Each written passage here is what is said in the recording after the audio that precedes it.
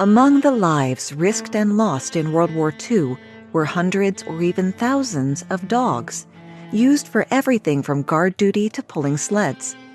And they almost had a particularly awful purpose on the ironically named Cat Island, if one Swiss expat had gotten his way. William A. Pestry's idea was to use squads of large dogs to kill Japanese soldiers, specifically only Japanese ones. Surprisingly, or unsurprisingly, the plan was approved, and the training began. My name's Moxie, and this is your Brain on Facts. People have been using animals, making war, and using animals to make war for rather a long time now. Think Hannibal's elephants, Roman war horses, canine units in Vietnam. But for every example of animals being used successfully, there are any number of plans, proposals, and projects that didn't make it into the field, and that's what we're looking at today. Now, if you're going to use an animal for an important job, you need to pick the right animal. First up, you'll want an animal that's trainable and obedient, like a dog or a horse, maybe even a dolphin or a primate. Basically, anything but a domestic cat would work just fine. In the 1960s, the CIA chose a cat. Unlike projects like MKUltra, this one was never subject to a congressional hearing, but the project, called Acoustic Kitty, was provably real. Given their stealthy nature, you could do worse than a cat as a spy. The CIA seemed willing to overlook most of our feline friends' personality traits as they focused on just one: curiosity. The idea was that the cat could walk soundlessly through an area where sensitive data was being discussed without drawing any undue attention. But how would the cat convey the information? The cat would be, as my mom used to describe me, wired for sound.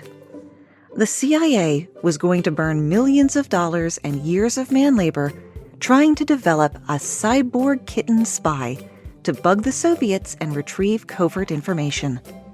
That's right, we out-weirded the Russians. Though I will say we don't know what the KGB was up to that particular week. The story of the spy cat can be pieced together thanks to declassified documents and other sources from the Cold War intelligence community. The plan was to surgically implant a microphone in the cat's ear canal and a small radio transmitter at the base of its skull. I would have put it in the tail, but mostly for that cool retrofuturism aesthetic. Working with outside audio equipment contractors, the CIA built a 3/4-inch long transmitter to embed at the base of the cat's skull. Finding a place for the microphone was difficult at first, but the ear canal turned out to be prime territory, if not a bit obvious. The antenna was made from fine wire that ran all along the cat's back to its tail, hidden in its fur.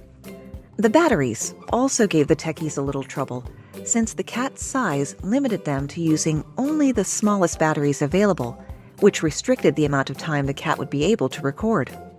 The vet also, quote, bypassed the cat's sense of hunger. Of that, there may be more information, but I was afraid to look for it.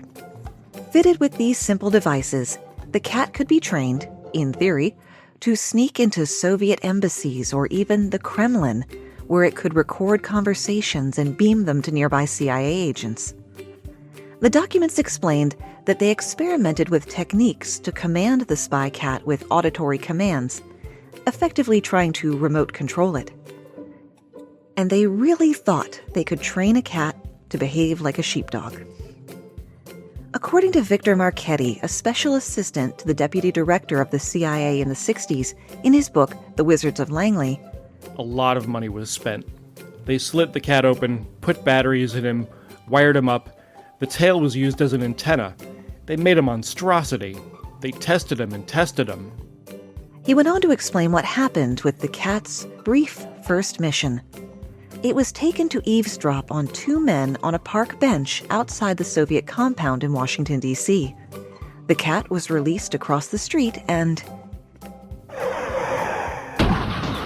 yeah, the cat was struck and killed by a taxi as soon as it set off. There they were, sitting in the van with all those dials, and the cat was dead. Or was it?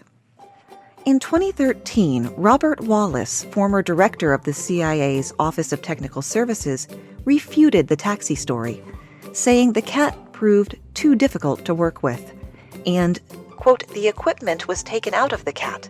The cat was resewn for a second time and lived a long and happy life afterwards. Yes, I'm sure he went to a lovely farm in the country. Full disclosure, Marchetti later became an outspoken critic of the U.S. intelligence community, can't blame him, and was known to advance some controversial and dubious ideas, some of which are basically conspiracy theories, so his insight should be taken with a lovely little flake of Malden salt. A heavily redacted CIA report called Views on Trained Cats suggests the project was somewhat of a success, but it was ultimately found to be of no use to the agency. It reads, "We have satisfied ourselves it is indeed possible. This is in itself a remarkable achievement." However, it also notes, "Our final examination of trained cats convinces us the program would not lend itself in a practical way to our highly specialized needs." I could have saved them a lot of money. How much? Oh, neighborhood of $20 million. Yep, $20 million cat. The Cold War may have been largely a US versus USSR thing, but there were a lot of countries in the middle, literally, who didn't want their arses atomized. In the 1950s, the UK designed a nuclear landmine that would be placed in West Germany to stop a possible Soviet assault on the rest of Europe. To not only destroy facilities and installations over a large area, but deny occupation of the area to an enemy for an appreciable time due to contamination. The landmine, dubbed Operation Blue Peacock, isn't that lovely, would be operated remotely so it could be detonated at just the right moment to inflict maximum damage on the invading Red Army. The weapon could go off in one of three ways: an 8-day timer, a remote control, or if someone tried to dismantle it. The Blue Peacock landmines were thought to yield a 10-kiloton explosion, which would produce a crater 375 feet or 114 meters in diameter. Such destructive potential ultimately led the British to realize that there might be a teensy bit of nuclear fallout from a blast like that, just a skosh, and the bomb is being buried in an allied nation. But the weapon had another hitch. Apparently, a German winter is to a nuclear landmine as a Russian winter is to Napoleonic or Nazi troops. Just too damn cold. The Blue Peacock team were worried that the buried ballistics could get so cold the detonator would be unable to trigger the blast. In 1957, a British nuclear physicist found a solution: chickens. Plain barnyard chickens. It wasn't their first thought, in fairness, but the chicken idea did make it into the maybe pile. The birds would be put inside the casing of the bomb, given seed to keep them alive, and stopped from pecking the wire, according to the BBC. The chickens would have been packed in the outer housing with enough food and water to last a week, during which time their body heat was thought to be enough to maintain the triggering mechanism at its working temperature. Ultimately, though, Operation Peacock was abandoned the following year after the production of only 2 prototypes. There are a fair few people out there who know about Blue Peacock but don't believe it's true. And you can see how they might, given the project's utterly ridiculous nature, and the fact that the Blue Peacock file was declassified on April 1st, 2004. Tom O'Leary, head of education and interpretation at the National Archives, replied to the media that, "It does seem like an April Fool, but it most certainly is not. The civil service does not do jokes." After learning about the devastating attack on Pearl Harbor in December 1941, Pennsylvania dentist and tinkerer Little S. Adams hatched a scheme to use bats as bombs to attack Japanese cities. The plan was to strap small incendiary bombs, like really small ones, with timers to bats, and release them above Japanese cities. The bats would roost in the eaves and attics of the buildings, many of which were still simple wood construction, causing them to catch fire when the bombs went off. So many buildings would ignite at once, Adams reasoned, that the Japanese would be unable to suppress the fires before they spread. Adams had an in with Eleanor Roosevelt, so government officials actually considered his plan. By 1943, the U.S. Army was conducting serious tests of it. Thousands of bats were captured in nets and placed in ice cube trays, which helps to remind us how tiny of an animal we're talking about, and cooled slightly to put them into hibernation to be shipped overseas. As the military did more research, they were actually starting to like the idea. They found that the bats could carry almost double their own weight in flight, and that their natural behavior made them perfect for sneaking into rooftops and structures undetected. They were so good at secretly penetrating buildings, in fact, that when a few of them escaped during testing, they managed to destroy a fuel tanker, an air hangar, and a general's car. The Marine Corps took over the program as High Command wanted 1 million bats ready to launch on Japan as soon as possible. The bats were to be loaded into bomb-shaped cages filled with stacked trays, each payload holding about 1,000 bats. The bombs would be dropped by B-24 bombers from 5,000 feet, with parachutes on them deploying at about 1,000 feet. The bats would spread out over a large area from there to infest the buildings. Project X-Ray, as it was renamed by the Marine Corps, had already been through 30 tests at a cost of $2 million when it was canceled in favor of the Manhattan Project and its new and devastating weapon. If you need a daytime animal-based air attack, there's always B.F. Skinner's Pigeon-guided missile. Called, disappointingly, Project Pigeon, Skinner's plan was to put a camera on the front of a missile, connected to a tiny screen in the nose cone, where would be nestled a pigeon, whose job was to peck at the screen to move the missile to the target. As the pigeon pecked, cables harnessed to its head would mechanically steer the missile until it finally reached its mark. There was no escape hatch. Skinner had already used pigeons in his psychological research, training them to press levers to receive food. An obsessive inventor, he had been pondering weapons targeting systems one day when he saw a flock of birds maneuver in the sky. Suddenly I saw them as devices with excellent vision and extraordinary maneuverability. He said. Could they not guide a missile? Was the answer to the problem waiting for me in my own backyard? No, sir, it wasn't. Despite a successful demonstration of the trained pigeons, officials remained skeptical and eventually decided to terminate the project. The bad ideas aren't done yet, but you know what's a good idea? Getting all the perks over at patreon.com/yourbrainonfacts, like our newest supporters, Eleanor, Angela, Drew, love you boo, David, Brooklyn, Sebastian, and Catherine, just to name a few of the wonderful folks that help me to defray the cost of this podcast. And also folks who leave us reviews. If it feels like it's been a long time since I read some, that's because it has.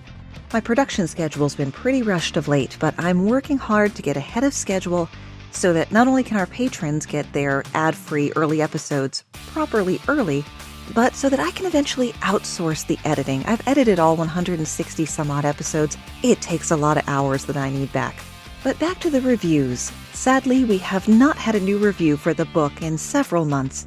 So if you've gotten a copy, I'd love to hear what you think about it over on Amazon or Goodreads. But on the show side of things, here are two from Podchaser, which is like the IMDb of podcasts. One from, I'm just going to spell it out, CYEANY, a great podcast that will possibly help you on your next trivia night. Sure hope so. And from Devin, who says, why aren't most wines and beers vegan? Who was Jumpman and what does he have to do with video games? Find out these facts and so much more from Your Brain on Facts. I've binged the entire catalog twice. I gotta tell you guys, I clench a little bit every time somebody says that because of what the audio was like back in the day, because of my propensity for grossly over-processing it, taking what was perfectly good audio going in and just using every function in the program because it was there until it was almost unlistenable. So for those of you who have toughed it out through the audio quality in the back catalog, my sincere appreciations. Launching today on our TeePublic store, which you can reach through yourbrainonfacts.com/merch, is indisputably the single greatest piece of merch ever made. It's a design based on one of the more memorable facts from the show, Kasumarzu, or maggot cheese. I promise, the cuteness of the shirt is inversely proportionate to the grossness of the cheese. I want to actually make a series of these, but I don't know what other facts to do, so I need you to tell me your favorite or most unforgettable fact that you've learned from Your Brain on Facts. You can do that on social media at Facebook and Instagram, Your Brain on Facts, Twitter, Brain on Facts Pod, or email me, moxie@yourbrainonfacts.com. If you do nothing else I ever say, please check out this t-shirt. When a beluga whale started approaching fishing boats and pulling on ropes near a small Norwegian town, people got curious. When they noticed the whale was wearing a harness that said Equipment of St. Petersburg stamped on it, people got downright suspicious. Marine experts have suggested that the whale was part of a Russian military program that trains civilian cetaceans for military operations. The ability of these animals to detect and find targets at depth or in murky water is something human technology can't duplicate, but which militaries find extremely valuable.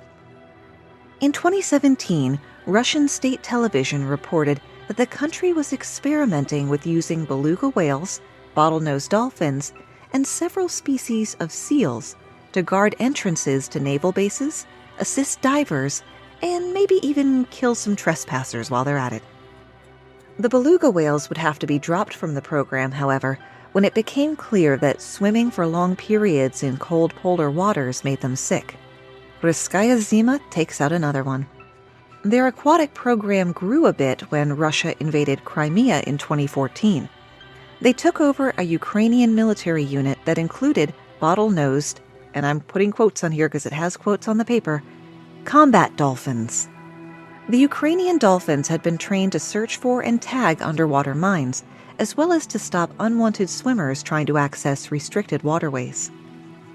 Before you roll your eyes and brush this off as weird Russian nonsense, know that the U.S. is right there with them. The U.S. Navy has had a similar program since the 1960s. Note the past participle has had, meaning both the time before and now. Not all oddball military animals get a one-way ticket like a lot of the examples we've heard today. The U.S. Navy, the same organization that gave my husband his amazing skills with electronics, has a crack squad of dolphins. Or crack pod, I should suppose. The Navy Marine Mammal Program at the Space and Naval Warfare Systems Command in San Diego, California, trains 85 dolphins and 50 sea lions to carry out a range of military tasks, from locating underwater mines to flagging the presence of enemy swimmers for harbor defense. Originally, the Navy had wanted to study the dolphin's biomechanics and use its findings to develop faster torpedoes, but quickly the focus changed to covert ops. Military researchers soon realized the dolphins themselves could become a battlefield asset. Originally a secret project, the Marine Mammal Program has employed a menagerie of animals, including sharks, rays, orcas, who are in fact dolphins, pilot whales, and seals since it started. Dolphins have seen occasional use during war. In 1970 and 71, 5 cetaceans guarded an Army ammunition pier in Vietnam, providing surveillance to thwart enemy swimmers. Dolphins were deployed from Bahrain during the Tanker War, a late phase of the Iran-Iraq War, in which the warring neighbors targeted one another's oil vessels. Dolphins would be back in the Gulf in 2003 to clear mines ahead of coalition vehicles during the U.S.-led invasion of Iraq.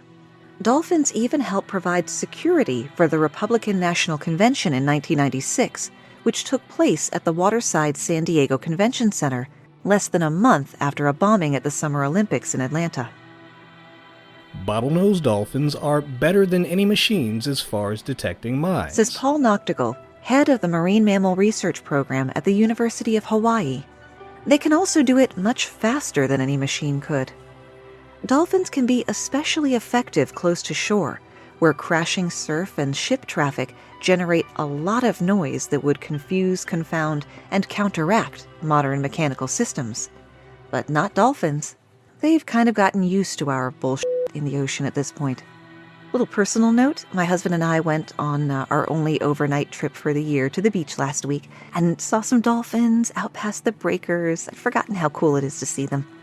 A dolphin's sonar is so finely tuned that they're able to work around all of the hideous background noise that we've added to their environment. Experiments conducted in the 1990s with a resident bottlenose dolphin named BJ demonstrated this sensitive ability. Noctigal asked BJ to distinguish between metal cylinders made of stainless steel, brass, or aluminum. Even though he buried the 4-inch-long objects under 2 feet of mud, BJ found them, passed with flying colors. Researchers still don't know how exactly dolphins do this, but it's a topic that's captured the attention of scientists, both military and civilian, for decades.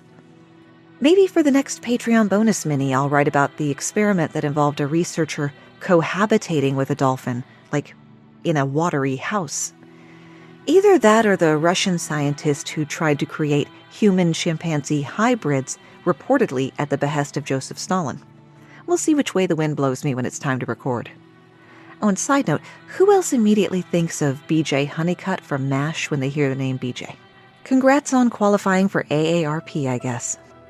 The program also trains California sea lions. They don't have any natural sonar, but they have excellent eyesight and are especially good at noticing changes in their environment and things that are out of place. Sea lions also have the advantage of being essentially amphibious. Suck it, dolphins. The U.S. Navy uses them to find and retrieve unarmed test ordnance like practice mines. Handlers give a sea lion an attachment system it can hold in its mouth and send it off the boat. Once the animal finds the target, it clamps the device onto it, and handlers in the boat can haul it in. A 2011 demonstration for the media in San Diego Bay featured a former U.S. Navy SEAL attempting to infiltrate the harbor with an unarmed mine. The Navy deployed dolphins and sea lions to patrol the area, and both caught the diver on every one of his 5 attempts.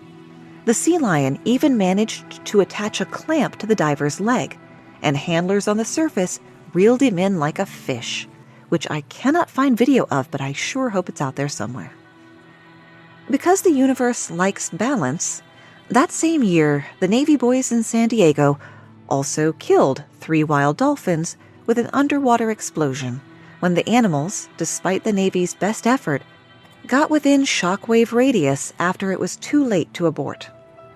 So if you were to find yourself reincarnated as a dolphin, I might just steer clear of San Diego entirely. But dolphins could be trained to kill, according to a persistent rumor that clings to the marine mammal program. In his memoir on life as a Navy SEAL, Brandon Webb wrote about a training exercise in San Diego to evade enemy military dolphins. Trainers used the animals to track down enemy divers, outfitting them with a device strapped onto the head that contains a simulated compressed gas needle. Once the dolphin has tracked you down, it butts you. The needle shoots out and pokes you, creating an embolism. Air or gas injected into a vein or artery can quickly travel into the organs, something that's potentially lethal. Webb sums it up this way: within moments, you're dead.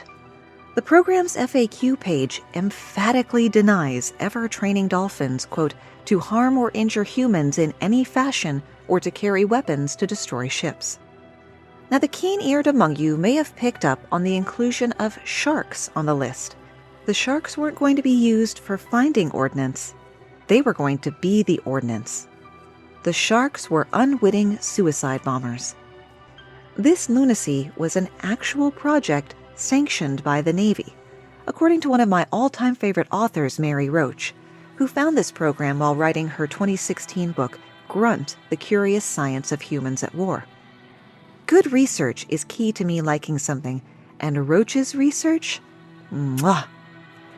Mary Roach most definitely influenced the creation of this podcast. Next time you're on Twitter, thank @Mary_Roach for helping to inspire your favorite show @BrainOnFactsPod. I'm also on Facebook and Insta, Your Brain on Facts, and don't forget you can get to our Facebook group or our subreddit at yourbrainonfacts.com/social.